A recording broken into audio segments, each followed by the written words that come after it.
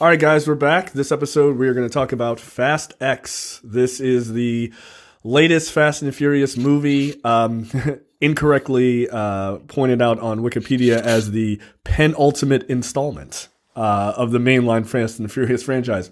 No, it's not. Vin Diesel has made that very clear that it is, in fact, not the penultimate. But this is the 10th Fast and Furious movie. Look, this is a spoiler-free review. It feels ludicrous to even say that, considering I can't imagine being upset about having things spoiled in this. It won't ruin anything about seeing this movie, but we will keep it spoiler-free. The story for this one is you've got a character played by Jason Momoa, which we'll talk about the characters in a moment, who is the son of one of the villains in Fast 5.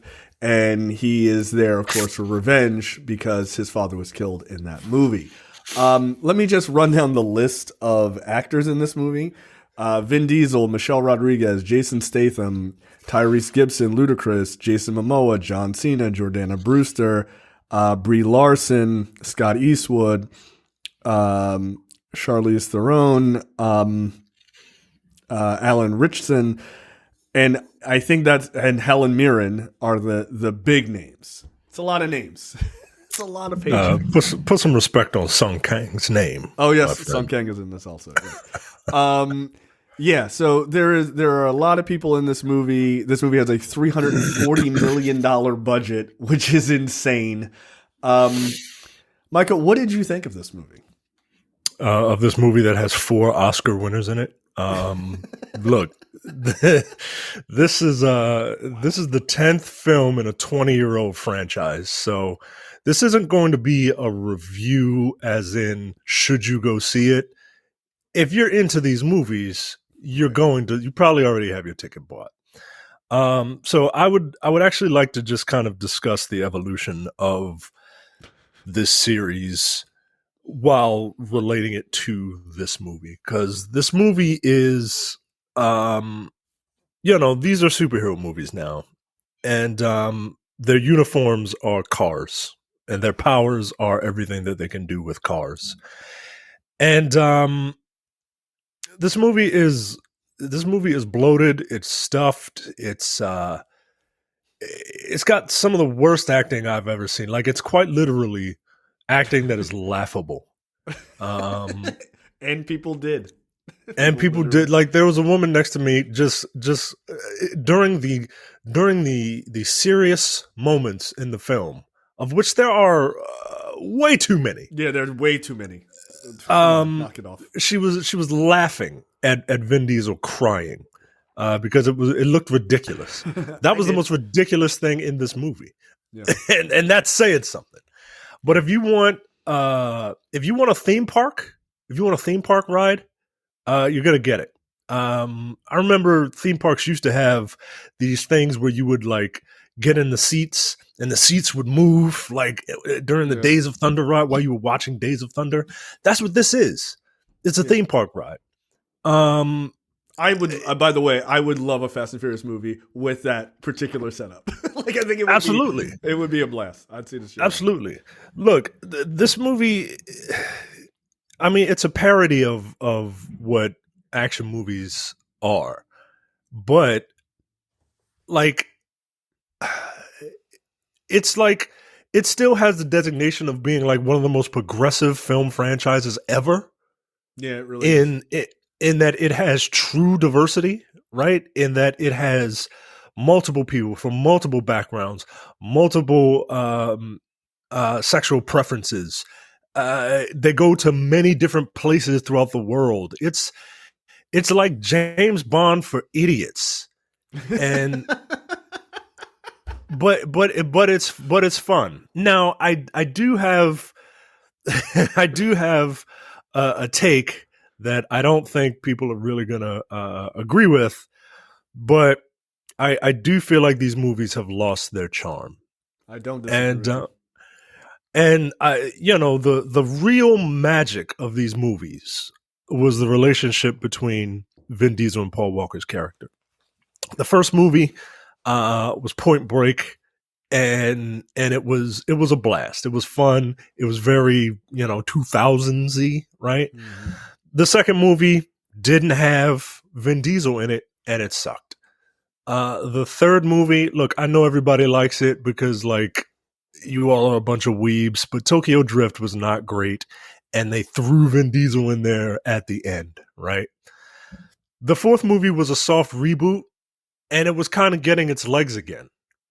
The fifth movie, that's when like, oh yeah, we're family, right? That's when the family thing really started. The fifth movie was when they turned into superheroes, and committing. That's when it turned into Mission Impossible, right? Yeah. But it was still, but it was still Vin Somewhat Diesel's grounded. character, right? It was still Vin Diesel's character and Paul Walker's character, and like they looked out for one another like brothers. The sixth movie, I mean, everybody's just flying around. There's superheroes and shit, right? Like it's just look. I love the sixth movie, by the way. It might be my favorite one. That's my favorite, absolutely. The seventh movie is tragically When We Lost Paul Walker, and that movie had a lot of heart, and a lot of that had to do with the unfortunate death of Paul Walker. That's when the movie should have stopped, because the relationship between Vin Diesel's character and Paul Walker's character, that is what made this movie. I get it, family and all that, but like even the movie, even the franchise itself is hypocritical in that this character who's all about family, shunned his biological brother that he apparently had in John Cena, and now like it's weird. It doesn't make sense. These movies should have stopped at 7. But if you like, but money, right? But money, like billions of dollars. So I get it. And if you like crashing Hot Wheels together, this is crashing Hot Wheels together on a $340 million budget. So I agree with you that the movie, the franchise has lost its charm. And I think the big part of that, I agree with you, is the Walker Diesel dynamic, right? But you and I talked about this, like where they should have, like, okay, fine, you're making more of these movies, and then you're bringing in John Cena as his brother. Weird, but you're just okay. But why not then replace Paul Walker's character and move Cena into that? Like, here's an estranged brother. Let's he's been dealing with this whole found family thing, right? Minus his sister. Like, he's been dealing with, doing that because he has this hole in his heart because of his brother who was gone. His brother is now back. Why don't you then make a connection between the two of them that kind of goes into the place of Walker, since he's not there? And they don't do that. Right. And it's like, it's a missed opportunity because, like, you and I talked about this offline. Like, those first few movies with Walker, it was Vin Diesel was this tough guy. That's how it started. Then, you got this now corrupted cop who was, also, I guess, a badass in his own right. Right. But, like, apart, they were like, all right, they were like two guys like doing their thing, but together, because they took care of each other, they could do impossible things. That was the whole point. That's the whole point of fucking Point Break to a degree too, right? It's, Johnny Utah is like this like badass cop or whatever in his own right. Patrick Swayze is this badass criminal in his own right, but put them together and they're doing badass bank heists together. Like, you know what I mean? The two of them elevate the silliness of it all, right? And that's what you had in those two guys. But when one of those guys quite literally dies, you just have one dude who just seems impossible to beat. Not that they're combined, like them separate, you can beat them, but together they're impossible to beat. And when you lose that dynamic, it's just like, all right, the Vin Diesel Superman now, like the dynamic doesn't work. And they never made an effort to replace him. Right. And they have Cena right there to do it. It makes the most sense, but they never do that. And they don't do it here either. So it does, the franchise does lose a lot because of that. And that sounds so silly to say that, but if you look back at those movies, that was the core of what those movies were, is that bromance between those two guys. Yeah. And so now what you have is Vin Diesel leading the charge as the impossible man to beat with this team who you enjoy, right? Like Ludacris and Tyrese and all those guys. They're fun to watch. Like they still are. But it doesn't have that same something. And it just now feels like, what is the most insane thing we could do for like, oh, right? And that's always been a part of the franchise, but it feels like they don't have anything to hang the franchise on from a character perspective. They just have special effects now. And the special effects, the CGI in this, it's not great in a lot of places. It's not. Movies are all about character. Very few directors. You have to be an incredibly skilled director to have a movie that is purely plot driven with characters that are just kind of like ciphers, right? Mm-hmm. Tenet is an example of a decent movie with no character, right? Yeah, he doesn't even have a name. Quite literally, he doesn't have a name. And you've been with these characters for 20 years. They are who they are. So we're kind of like going through the motions. That's why they keep and they're not evolving. They're not evolving. No, and because they aren't evolving, you got to bring in more characters instead of evolving the ones you have. Now, while I think you should evolve the characters that you have, if you're going to bring in new characters, you need to bring in characters like Dante Reyes, played by Jason Momoa. Because Jason Momoa makes this movie. I'm telling you, man, he is amazing in his performance. Like, I cannot understate this and overstate this enough. He is what keeps you going. You want to see him on screen. Because like, he steals every single scene he's in. Every single scene, dude. He does, man. He really does. He's channeling like a Jack Sparrow meets the Joker meets Seth Rollins kind of weird. Like, he's super charismatic and super crazy. And he steals every single scene, like you said.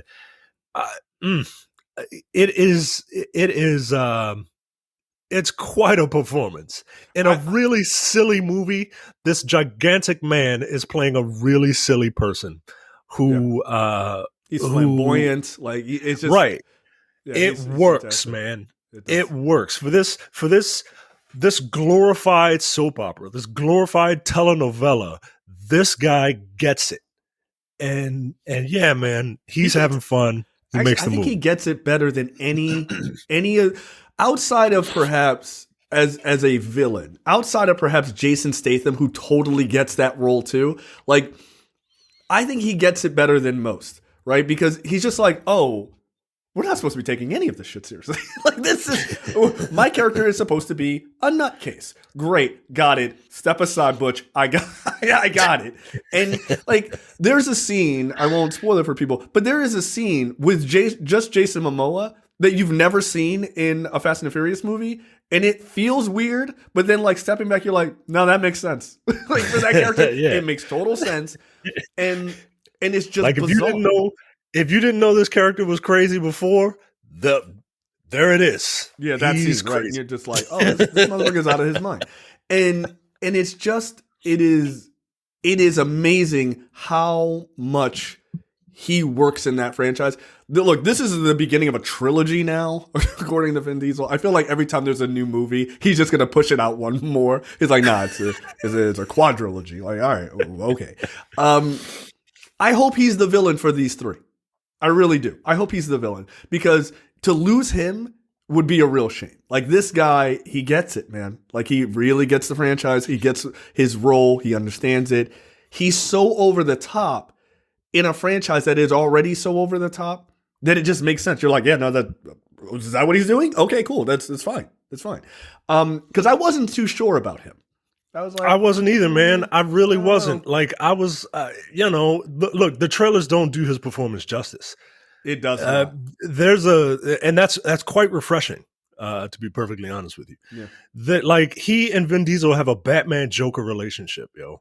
And and all of the baggage. To say. It sounds so weird to say that, but they absolutely do, and it works, man. It works. Look, the bottom line for me, you already know if you're going to see this movie, it's a dick flick, it's a dad flick, it really is. It really is, and that part. Look, we're both dads, so it's like. It kind of pisses me off at how silly it is as a dad movie, but at the same time, I'm like, these are fine lessons to teach your child. I mean, like, come on, man. Like me and my son, like, just in a Charger, it's just us against the world, right? Like, over a dam. Okay. Like, I'd do anything for my son. You know what I mean? Like, I would do all this ridiculous stuff. I wouldn't live because I'm not Superman. I'm not Vin Diesel, right? But I would do it. Like, I get it. Like, If you're a dad, you're gonna love this movie. If you're a dick, you're gonna love this movie. Yeah. Look, it's just a good time. As long as but it is. Don't take it too seriously. Like it is a far cry from what this franchise started out as. Yeah. But with all my criticisms and critiques, it's still a fun time at the movies. You know what I mean? Like this to me, and before we get out of here, this to me, when people say, like when Scorsese said that the Marvel movies are like theme park rides. And people got really offended. No, this is actually a theme park ride. Like this is, right? The Marvel movies have story. They have plot. Like this doesn't really. It's like, what country do we need to go to for this to happen? Explosion, explosion, explosion. Oh, time to fast travel to Portugal. Explosion, fast travel to wherever, right? So these are theme park ride movies. And I think the reason it works still fundamentally it still works is because it knows that, right? It's not trying to be something else. I do need Vin Diesel to tone down sort of the melodrama in some of the scenes. Stop it, yo. Like, knock it off. I mean, there's a scene where a character is like he's kind of explaining to the audience, kind of critiquing the franchise to the audience. And he goes, yeah, it's like a cult with cars. Like, what the fuck is happening?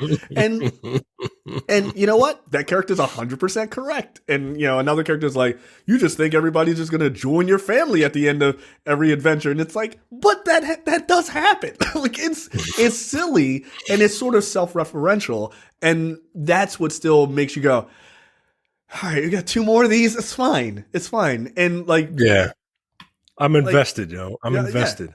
Yeah. I've spent quite literally half of my life watching Fast and Furious movies. I'm invested. Like I'm gonna ride this out.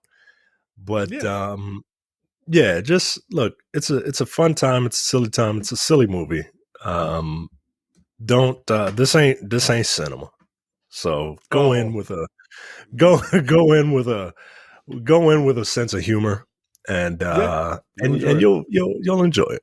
Yeah, like I feel like I want to give it a rating as a movie, which as a regular ass movie, it's a 2 out of 5. However, I don't think that's fair to judge this movie on because I think there's a meathead scale, right? And the meathead scale for me is it's 5 meats out of 5, right? Like if you like you're going in. Like, I'm going to watch a Fast and the Furious movie and you know what that franchise is, you're getting what you want for the most part. You know? Like, you're really not losing. Not like, oh, man, I was really hoping they'd do a stunt and they didn't. Like, nah, yo, they're going to do all the crazy shit that you want. Like, yeah, it's a meathead scale. It's a 5 out of 5. But as a real ass movie, it's a 1.5, maybe a 2. Like, it doesn't have a plot. Like, it barely has a plot. The characters are ridiculous. There's way too many people in it. Like, whatever the exact. Yeah, there's a lot. Like, there's a lot of stuff going on. Like, there's a lot of things, multiple things happening at the same time, and it's messy. It's messy. But it's also the 8th most expensive film ever made.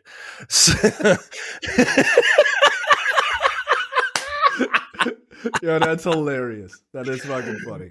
Okay. But Well, there you go. it's, it is what it is, man. Like, just go have a good time. All right.